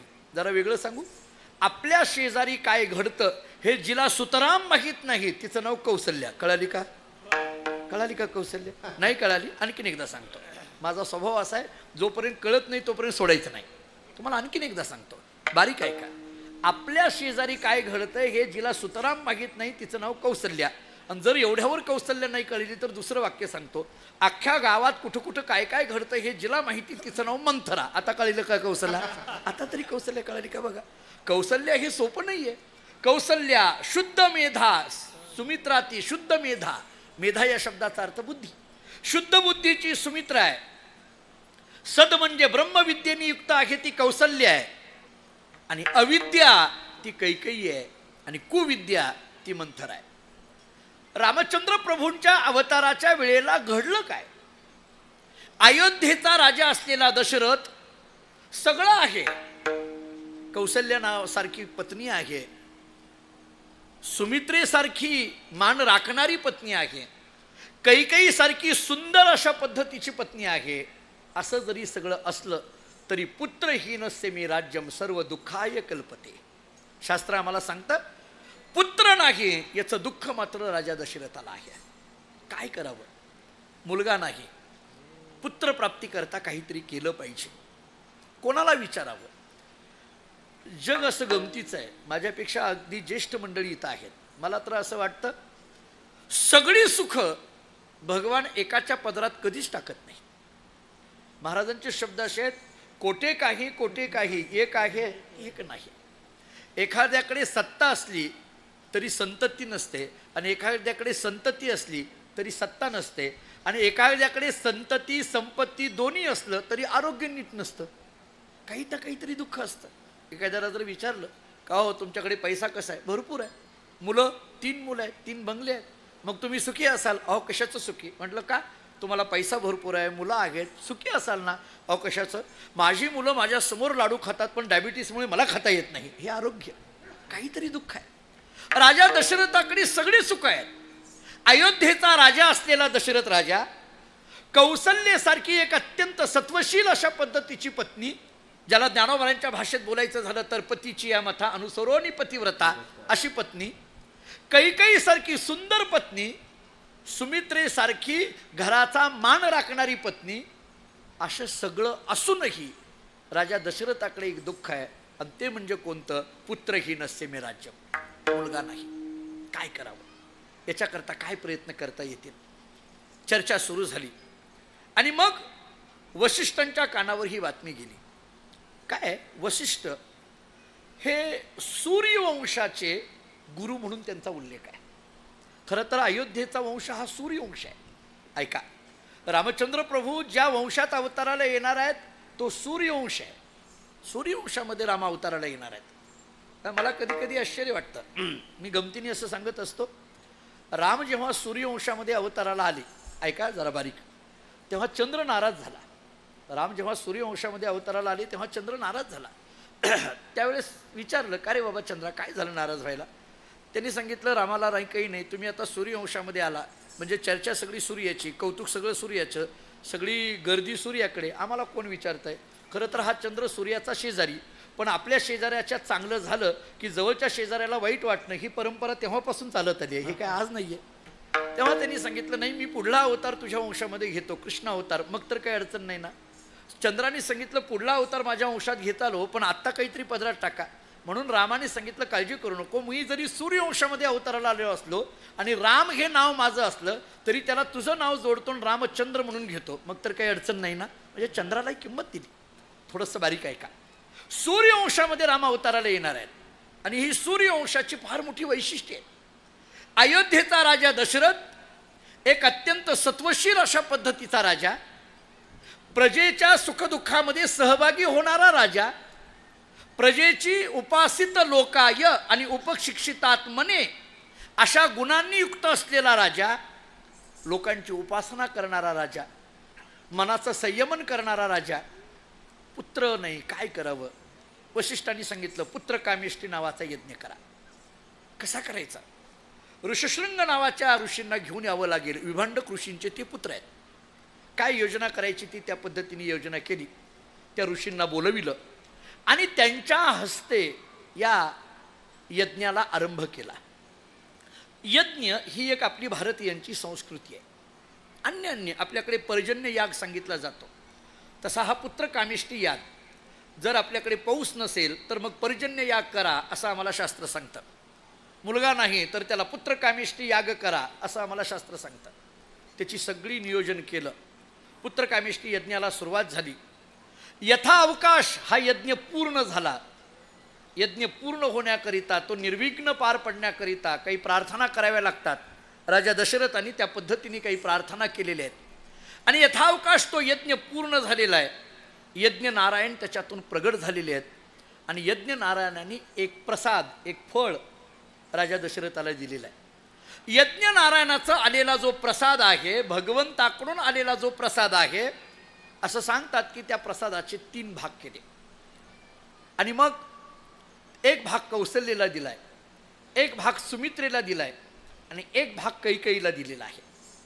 परंतु ते भाग प्राशन करताना कैकेयीने विलंब केला आणि मग तो जो असणारा भाग आहे तो घारीने झडपला, असं वर्णन आपल्याला शास्त्रामध्ये केलेलं, संत वाङ्मयात केलेलं दिसून येतं.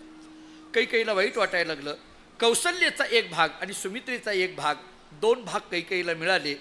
यथाअवकाश या तिघही गर्भवती झाल्या. तिघींनाही डोहाळे विचारण्याकरता राजा दशरथ जातो. त्याला प्रत्येकाचे डोहाळे ऐकताना वेगवेगळे अनुभव येतात. कैकेयीचे डोहाळे वेगळेच आहेत, सुमित्रेचे डोहाळे वेगळेच आहेत आणि कौसल्येचे डोहाळे वेगळेच आहेत. त्या डोहाळे म्हणजे याचा अर्थ अंतःकरणातल्या भावना. कैकेयीने काही विचित्र पद्धतीचे डोहाळे सांगितले. माझा मुलगा राजा असावा, अमुक तमुक सांगितलं. सुमित्रेने मात्र डोहाळे सांगताना तिनं असं सांगितलं की माझ्या मुलांनी थोरल्या मुलाची सेवा करावी. म्हणून एकनाथ महाराजांनी रामायणामध्ये वर्णन करताना सुमित्रेचं वर्णन केलंय. सुमित्रा ती शुद्ध मेधा. मेधा या शब्दाचा अर्थ बुद्धी. जी व्यापक बुद्धीची आहे ती सुमित्रा. नीट ऐका, सुमित्रा सामान्य नाही आहे. सुमित्रा ऐकायची असेल तर स्वतंत्र कधीतरी रामायणामधली भावार्थ रामायणातून सुमित्रेचा अभ्यास करा. व्यापक बुद्धीची, लक्ष्मण जिच्या पोटी जन्माला येणार आहे ती सुमित्रा काही सामान्य असेल का हो? विचार करा. व्यापक बुद्धीची आहे, शुद्ध बुद्धीची आहे. धावतं सांगायचं झालं तर लक्ष्मण जेव्हा वनवासाला जाण्याकरता रामाबरोबर तयार होतात, पण जाताना ते सुमित्रेची परवानगी घ्यायला जातात, तेव्हा सुमित्रेने सांगितलं, लक्ष्मणा माझी परवानगी घेण्याकरता आला रामाबरोबर वनवासाला जाण्याकरता, मग नीट ऐक, माझी परवानगी न घेता रामाबरोबर वनवासाला गेला असता तर माझा पुत्र शोभला असता म्हटले. याचा अर्थ सुमित्रेला असं सांगायचं आहे, रामाबरोबर वनवासाला जायचं असेल तर आईच्या सुद्धा परवानगीची गरज नाही. इतक्या व्यापक बुद्धीची ती सुमित्रा. त्या सुमित्रेचे डोहाळे वेगळेच आहेत, कैकेयीचे डोहाळे वेगळेच आहेत, सुमित्रेचे डोहाळे वेगळेच आहेत. आणि कौसल्येकडे आल्यानंतर कौसल्या ही समाधिस्थ असलेली कौसल्या दिसून आली. काही बोलायला तयार नाही, कारण तिच्या पोटामध्ये रामचंद्र प्रभू येऊन बसलेले आहेत. ती काही बोलायला तयार नाहीत. अगदी निश्चिंत अशा पद्धतीची ती कौसल्या. चेहऱ्यावरचं तेज अलौकिक अशा पद्धतीचं तेज. परमात्मा जिच्या पोटी अवताराला आलेला आहे ती सामान्य असेल का? विचार करा. थोडंसं धावतं बोलतो. सामान्य तुमच्या माझ्यासारखा कर्माने बंधनाने प्रेरित असलेला जीव एखाद्या आईच्या पोटामध्ये जेव्हा येतो तेव्हा ती आई जशी प्रसन्न असते, इथं तर जगाचा मालक परमात्मा इथं कौशल्याच्या पोटामध्ये आहे. एक पद्धतीचं तेज तिच्या चेहऱ्यावर आहे. ज्याला ब्रह्मतेज म्हटलं जातं ते तेज आहे. ब्राह्मी स्थिती ज्याला वेदांतामध्ये म्हटलं जातं ती स्थिती आहे. आणि कौशल्य अशा ब्राह्मी स्थितीमध्ये आहे. तिचा विचार, तिचं बोलणं परेहून पर असं काही वर्णनं नाथरायांनी रामायणामध्ये केलेली आहेत. परावाणीच्याही पलीकडे पोहोचलेली, ज्याला वैखरी पश्चंता परा ह्या ज्या वाण्या सांगितल्या जातात, या परावाणीच्याही पलीकडे पोहोचलेली कौशल्या, वेदांताच्या भाषेत अज्ञान आणि ज्ञानाच्याही पलीकडे पोहोचलेली कौशल्या, थोडं तत्त्वज्ञानातून चिंतन करायचं झालं, भेदाभेदाच्या पलीकडे पोहोचलेली कौशल्या. आणि अशा कौशल्य या स्थितीमध्ये आहे. यथावकाश चैत्र महिना येतो. चैत्र महिन्यातली शुद्ध पक्षातली नवमी तिथी येते. आणि या नवमी तिथीला प्रभू रामचंद्रांचं या मृत्यूलोकामध्ये म्हणजेच या पृथ्वीवर या ठिकाणी अवतरण होतं. उत्तम हा चैत्र मास अशा पद्धतीने वर्णन केलं जातं. शुद्ध शुक्ल पक्ष ही नवमी असं नामदेवरायांनी वर्णन केलं. आणि त्याच्यातला शेवटचं चरण म्हणत असताना नामदेवराय सांगतात, आयोनी संभव प्रगटला हा राघव. आयोनी संभव, खरं तर रामचंद्र प्रभूंचा अवतार हा आयोनी संभव अशा पद्धतीचा आहे. श्रीरामाचा जन्म प्रभाव अजन्मा जन्मेल रामराव असं नाथरायांनी वर्णन केलेलं आहे. आणि म्हणून आयोनी संभव अशा पद्धतीचा रामचंद्र प्रभूंचा हा अवतार आहे. तो अवतार चैत्र महिन्यातल्या शुद्ध पक्षातल्या नवमी तिथीला भर दुपारी 12 वाजता म्हणजेच सूर्य मध्यान्हकाळी आल्यानंतर हा अवतार या ठिकाणी होतो आहे. या अवताराच्या संबंधाने एक अभंग या ठिकाणी म्हटला जाईल. आणि तो अभंग म्हटला की पुंडलिका वरदे जय करून रामचंद्र प्रभूंची इथं जी काही मूर्ती ठेवली आहे त्याच्यावर सगळ्यांनी पुष्पवृष्टी या ठिकाणी करायची. उत्तम हा चैत्र मास, ऋतू वसंताचा दिवस, ऋतू वसंताचा दिवस, ऋतू वसंताचा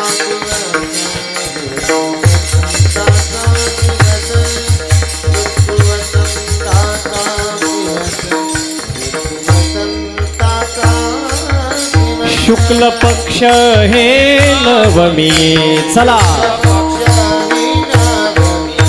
उभे सुरवरते योमी, उभे सुरवरते योमी, उभे सुरवरते योमी, उभे सुरवरते योमी, उभे सुरवरते योमी, उभे सुरवरते योमी. माध्यानासी दिनकर, मध्यानासी दिनकर, माध्यानासी दिनकर, माध्यानासी दिनकर, पळभर होय स्थिर, पळभर होय स्थिर, पळभर होय स्थिर, पळभर होय स्थिर, पळभर होय स्थिर. धन्य मीचे त्रिभुवनी, बरोबर, त्रिभुवनी धन्य मीचे त्रिभुवनी, धन्यानीती त्रिभुवनी, माझे वंशी चक्रपाणी, माझे वंशी चक्रपाणी, माझे वंशी चक्रपाणी, माझे वंशी चक्रपाणी, माझे वंशी चक्रपाणी, माझे वंशी चक्रपाणी.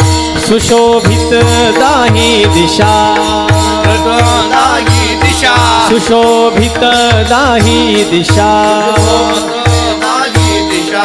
आनंद नर नारी शेषा, आनंद नर नारी शेषा, अनंत नर नारी शेषा, अनंत नर नारी शेषा, अनंत नर नारी शेषा, नाही कौसल्येसी भान, नाही कौसल्येसी भान, नाही कौसल्येसी भान, नाही कौसल्येसी भान. गर्भी आले नारायण, गर्भी आले नारायण, गर्भी आले नारायण, गर्भी आले नारायण, गर्भी आले नारायण, गर्भी आले नारायण.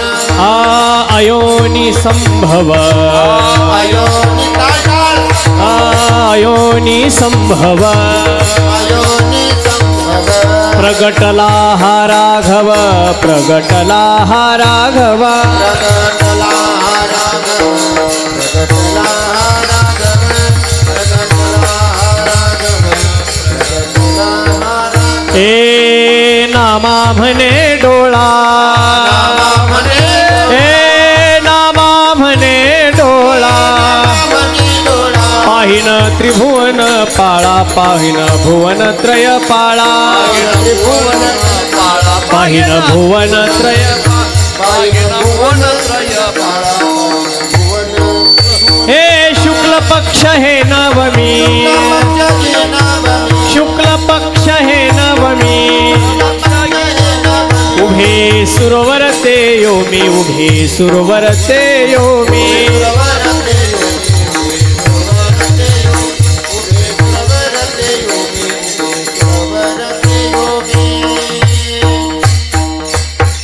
पुंडलिक हरि विठ्ठल श्री ज्ञानदेव तुकाराम चंद्र भगवान की जय जय श्रीराम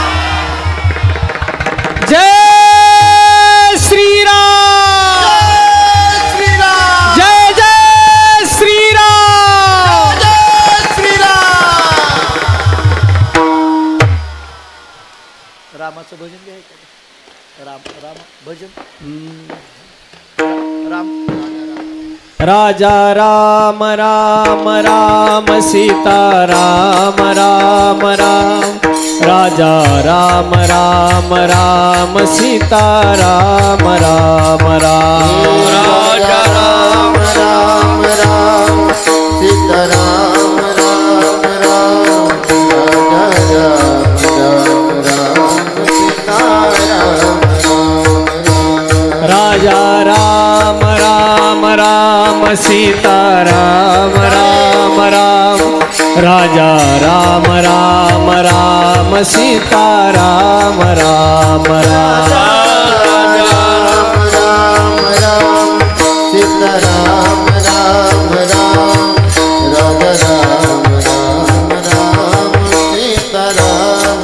राम राम राजा राम राम राम सीता राम राम राम सीता राम राम राम सीता राम राम राजा राम राम राम सीताराम राम राम राजा राम राम राम सीताराम राम राम राजा राम राम राम सीता राम राम राम सीता राम राम राम सीता राम राम राम राजा राम राम राम सीताराम राम राम राजा राम राम राम सीताराम राम राम राजा राम राम राम सीता राम राम राम सीता राम राम राम सीता राम राम राम जय हो राम राम सीताराम राम राम सीताराम राम राम सीताराम राम या राजा राम राम राम सीता राम राम राम सीता राम राम राम सीता राम राम राम राम राम राम सीताराम राम राम हे राजा राम राम राम सीता राम राम राम सीता राम राम राम सीता राम राम राम राम राम सीताराम राम राम सीताराम हे राजा राम राम राम सीता राम राम राम सीता राम राम राम सीता राम राम राम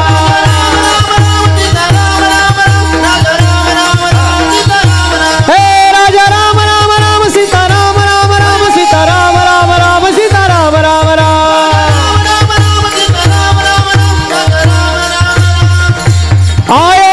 अयोध्यापति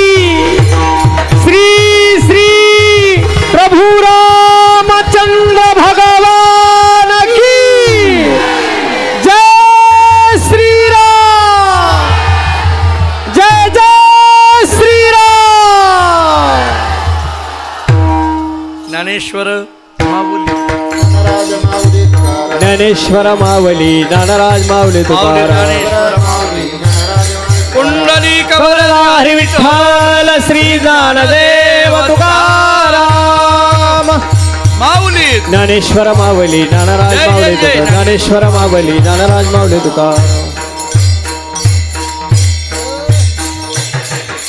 धर्मरक्षावया अवतार घेसी आपुल्या पाळीसी भक्तजना अंबऋषीसाठी जन्मसोसी येली दुष्ट निर्दाळिली किती एक चैत्र महिना शुद्ध पक्ष नवमी तिथीला प्रभू रामचंद्रांचा अवतार झाला.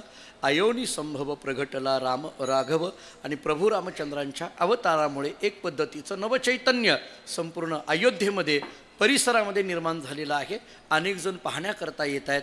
अत्यंत सुंदर असलेलं प्रभू रामचंद्रांचं हे रूप, ज्याला तुकोबारांच्या शब्दात बोलायचं झालं तर राजस सुकुमार मदनाचा पुतळा रवी शिशिकळा लोपलिया, अशा पद्धतीचं हे रूप. राम हे नाम ठेवून घेतलं. राम म्हणता रामची होई जे पदी बैसोनी पदवी घेई जे, अशा पद्धतीचं हे नाव. ज्या अयोध्येमध्ये प्रभू रामचंद्रांचा अवतार झाला आणि त्याच्यामुळे एक पद्धतीची धर्माची संस्थापना झाली, त्याच प्रभू रामचंद्रांचा उत्सव आपल्या गोरेगावमध्ये मोठ्या पद्धतीने या ठिकाणी साजरा होतो आहे.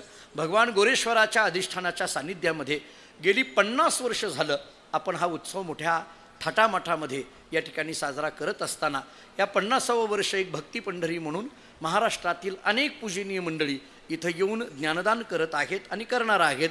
त्या सर्वांच्या चरणी नतमस्तक होत असताना ज्या भूमीमध्ये ही उत्सव संपन्न होतो आहे, खरं तर काही भूमी असे असतात की त्याला काही पदस्पर्शाने त्या भूमी पवित्र झालेली असतात. महान भगवत भक्त थोर सत्पुरुष नाना महाराजांच्या कृपाशीर्वादाने हा उत्सव या ठिकाणी संपन्न होतो आहे. अत्यंत आदरणीय श्रद्धेय हरिभक्तीपरायण पांडुरंग महाराज गिरी वावीकर यांच्या नियोजनाने, हरिभक्तीपरायण एकनाथ महाराज चत्तरशास्त्री यांच्या नियोजनाने आणि आपण सगळीच मंडळी, खरं तर विकास महाराज इथं आहेत, किशोर महाराज आहेत, आमचे शेळके महाराज या ठिकाणी आहेत, आदरणीय आमचे हरिभक्तीपरायण आमचे शेटे महाराज या ठिकाणी आहेत. ही सगळी मंडळी संप्रदायाचं काम करणारी अत्यंत ओजस्वी आणि तेजस्वी मंडळी आहेत. या सर्वांच्या चरणी, आपल्या सर्वांच्या चरणी नतमस्तक होतो. खरं तर प्रभू रामचंद्रांचा उत्सव एवढ्या मोठ्या पद्धतीने 50वा हा महोत्सव साजरा करत असताना थोडंसं आम्ही ज्या भागामध्ये काम करतो तो सगळा पंढरपूर आणि बार्शी भाग किंवा तिकडे पलीकडे सोलापूर जिल्हा, हे मला तर असं वाटायला लागलं किशोर महाराज की जर प्रकाश महाराज असं वाटतं की जर कुणी आपल्याला म्हटलं त्या भागामध्ये, आपण आता तुम्ही येता त्या भागामध्ये, तर आपल्याला जर कोणी म्हटलं की आमच्याकडे 50वा वर्षाचा उत्सव करायचा आहे, कसा करावा, गोरेगावकरांना विचार, असं म्हणायची वेळ आहे आता. कारण अतिशय व्यवस्थित पद्धतीने नियोजन. बरं, कीर्तनामध्ये सुद्धा जे जया पाहिजे ते आहे रे, अशी कीर्तनकार मंडळी. त्यामुळे अशा सगळ्याच अंगाने अगदी भरलेला हा उत्सव आहे असं म्हणायला हरकत नाही. त्यामुळे आपल्या सर्वांना, संयोजक मंडळी असतील, तरुण मंडळी असतील, या सर्वांना या ठिकाणी धन्यवाद देतो. आजची फराळाचं सौजन्य श्री रमेश सबाजी नरसाळे यांच्याकडून दिवसभराचं आज या ठिकाणी फराळाचं सौजन्य या ठिकाणी आहे. प्रत्येकाने आपापल्या पद्धतीने अशा सेवा घेतल्या तर एखादे उत्सव या ठिकाणी संपन्न होत असतात. आपल्या सर्वांवर प्रभू रामचंद्रांची, गोरेश्वरांची कृपा अखंड पद्धतीने राहावं अशा पद्धतीची भावना व्यक्त करतो. माझा व्यक्तिशः जरी कुणाशी जास्त परिचय नसला, कारण मी या गावामध्ये किंवा या भागामध्ये प्रथमच येतो आहे, परंतु आपल्याकडे उत्सव बघून आणि ही उत्सवातले असणारा उत्साह बघून एक पद्धतीचं गोरेश्वराचं अधिष्ठान हे किती महत्त्वाचं आहे हे याच्यातून जाणवतं. रामचंद्र प्रभूंची कृपा आमच्या सर्वांवर राहावी अशी भावना व्यक्त करतो. झालेली सेवा गोरेश्वरांच्या चरणी, ज्ञानोबाराय तुकोबारांच्या चरणी, मी ज्या परंपरेत जन्माला आलो त्या मानकोजी बोधले महाराजांच्या चरणी सेवा समर्पित करतो. मी अनेक वेळेला सांगतो, आदरणीय प्रकाश महाराज, किशोर महाराजांना माहिती आहे, मी अनेक वेळेला सांगतो, मी व्यक्ती म्हणून जरी इथं येत असलो तरी ती माझी सेवा नसते. मी ज्या परंपरेत जन्माला आलो त्या मानकोजी बोधले महाराजांच्या परंपरेची सेवा असते.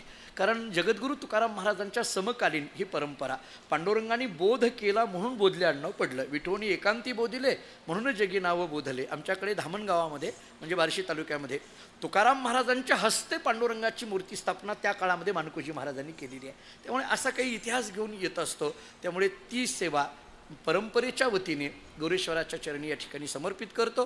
पुनश्च एकदा आपल्या सर्वांवर भगवान गोरेश्वराची कृपा अखंड राहावी अशी भावना व्यक्त करतो. आमच्या नियमाप्रमाणे मानकोजी बोधराज हे एक अर्ध्या मिनिटाचं भजन होईल.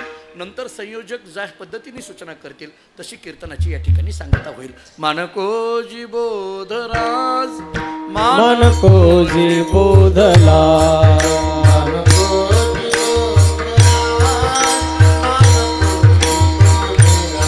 मानकोजी बोधला मानकोजी बोधला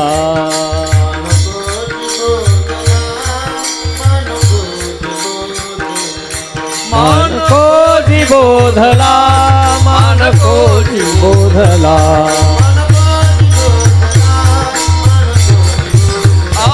मानकोजी बोधला मानकोजी बोधला मानकोजी बोधला मानकोजी बोधला कुंडली कवरदे हरी विठ्ठल श्री ज्ञानदेव तुकाराम प्रभु रामचंद्र चंद्र भगवान की जय गुरु बोधराज महाराज की जय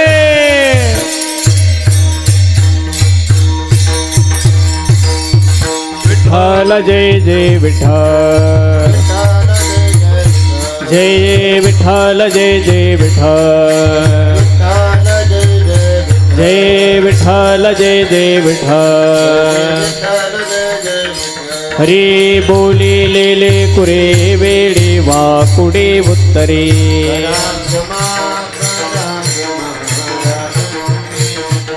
हरी नाही उच्चारला अधिकार मे आपुला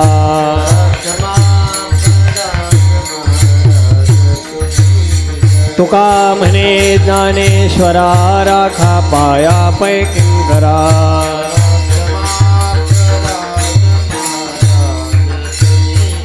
ज्ञानदेव तुकारा ज्ञानदेव तुकारा तुकाराम तुकाराम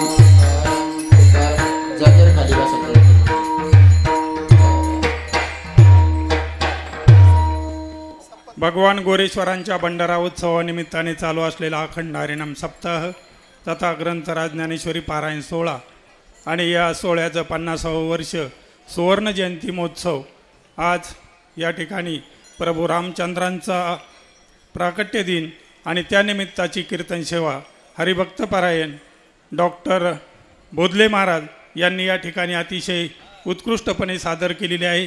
मी गोरेगाव ग्रामस्थांच्या वतीने आणि नियोजन मंडळाच्या वतीने महाराजांचा आभार मानतो. खऱ्या अर्थाने महाराज हे श्री संत मानकोजी बाबा बोधले यांच्या परंपरेतील आहेत. ते स्वतः ॲडव्होकेट असून श्री गुरुवर्य वेदांताचार्य भाऊसाहेब महाराज पाटील यांचे एक कृपापात्र शिष्य आहेत. यावर्षी महाराजांना PhD प्राप्त झालेली आहे. असे महाराज आपल्याकडे दशरथे महाराज आणि एकनाथ महाराज चतरशास्त्री यांच्या माध्यमातून महाराजांची आपल्याला तारीख मिळाली आणि त्यांच्याकडून आपल्याला अतिशय उत्कृष्ट असं ज्ञान या ठिकाणी ऐकण्यास मिळालं. असो मी महाराजांचा आभार मानतो. आणि आज संध्याकाळी दुपारी या ठिकाणी 2 ते 5 या वेळेमध्ये भागवताचार्य केशवदादा उखळीकर यांची भागवत कथा होईल आणि संध्याकाळी 7 ते 9 या वेळेत विदर्भरत्न विशाल महाराज खोले यांची कीर्तन सेवा